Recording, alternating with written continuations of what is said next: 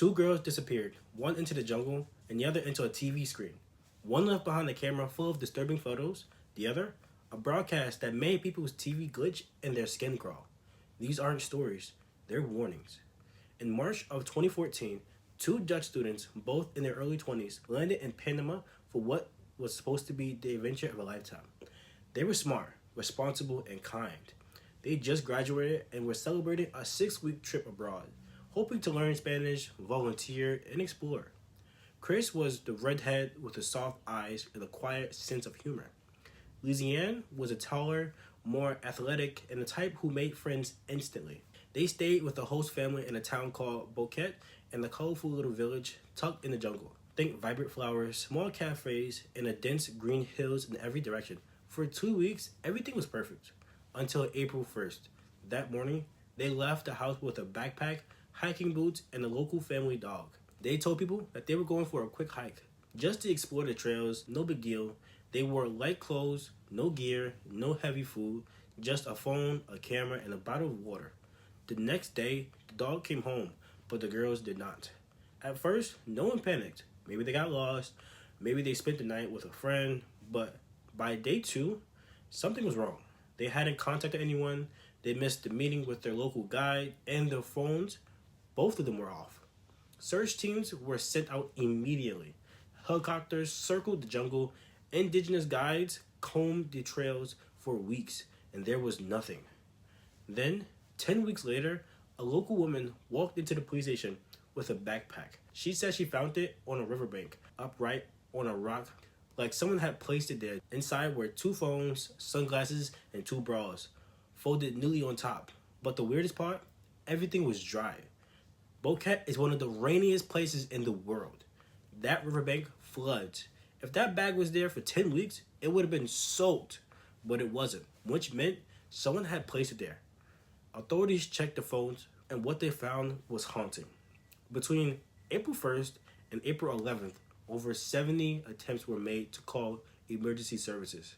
112 in the Netherlands and 911 in Panama. The first call happened just hours after they left, but due to the remote location, the calls never went through. One briefly did connect for 2 seconds before dropping off, and that was April 3rd. After April 5th, one of the phones died, and the other phone, Chris's, was turned on and off multiple times. But here's where it gets chilling. After April 6th, someone tried to unlock Chris's phone dozens of times using the wrong passcode, and never once did they attempt to call 911 again. If Chris was still alive, why would she forget her own passcode? If Lisanne had the phone, why wouldn't she use the emergency call feature? Then came the photos.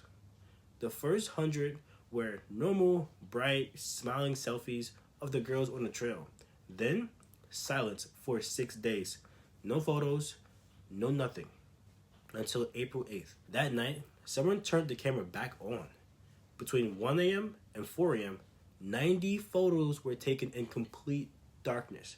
Most of them were blurry. Dirt, rocks, the sky. It's hard to tell what they were looking for. But one photo shows what looks like a piece of plastic, possibly a candy wrapper, suspended from a branch. Another shows the back of someone's head, red hair, possibly Chris's, and in her hair, what looked like blood. Who took the photos and why? Were they signaling for help, trying to use the flash as a light, or was someone else documenting them? Soon after the backpack was found, investigators began finding remains. A shoe was discovered a few miles upriver, with a sock and foot still inside. Later, a fragment of a pelvis. Some bones appeared, sun bleached. Others had flesh still attached. The remains were scattered, like something or someone had moved them. Forensics confirmed that they belonged to Chris and Lisanne, but no cause of death could be determined. And one last detail still haunts investigators.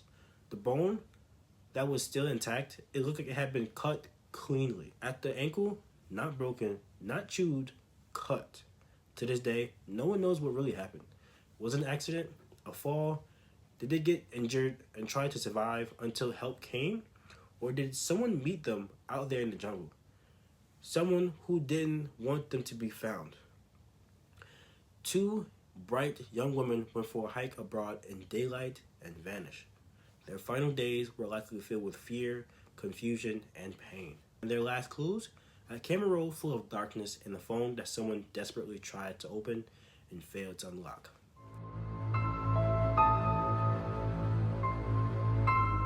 It started out like a public service. Channel 5 in Mexico had been airing a segment called Community Service for years.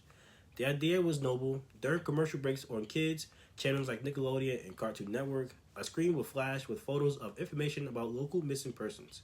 It was raw, unfiltered, just a slideshow of real missing people with names and ages and the last places that they were seen. The intention was to scare children, yes, but in a protective way. Show them that how real dangers were out there.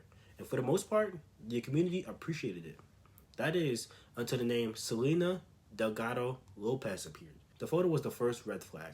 It was grainy, lit from one side. It looked like a sketch than an actual picture. Her photo was strangely symmetrical. Her expression frozen. Victims immediately felt something was wrong. It didn't look like the other missing person's photos. And unlike the others, there was no details. No family, no statement, no updates. Just a name, an age, 18-year-olds, and a date, April 22nd. The year, not even listed, just Mexico City. Then the glitches started. Every time Selena images appeared on screen, televisions across the country would freeze. Some would just cut to static. Others would just stutter and flash. People began reporting it online, first in forums, then in the news stories. Parents said that their kids cried when the images came on. Teenagers began recording the segment just to prove the glitches were real. Urban legends took hold. Some claimed that their ghost haunted the channel. Others said the image was cursed. But the most chilling theory, Selena Delgado Lopez never existed at all. Digging into public records, no one could find a missing persons report under her name. No police logs, no old newspapers, not even a mention outside of the Channel 5 segment. It was like she only existed on the screen. Then came the other image, a sketch released by American authorities around the same exact time. Police rendered the Derek Todd Lee, the Baton Rouge serial killer, a composite sketch made before his actual capture. When overlaid with Selena's image, a nearly perfect match. Suddenly, a new question emerged. Had Channel 5 faked an image to scare children? If so, why? In 2010, nearly a decade after Selena's last appearance on TV, Channel 5's Twitter account began acting strangely. At 3 a.m., they started posting bizarre videos, screaming, distorted faces, and obscure messages. One video was captioned, "Para Selena, for Selena." By morning, the videos were gone, deleted, no explanation given. Then, in 2010, she returned, not on TV, on Facebook. A profile under the name Selena Delgado Lopez began auto-friending users. People would claim that they had never sent requests. Worse, they couldn't unfriend her. Her face was the same haunting image from Channel 5. But now, she was online. The account was private. It never posted, but users swore that late at night, her profile photo would change. One user said they saw it blink.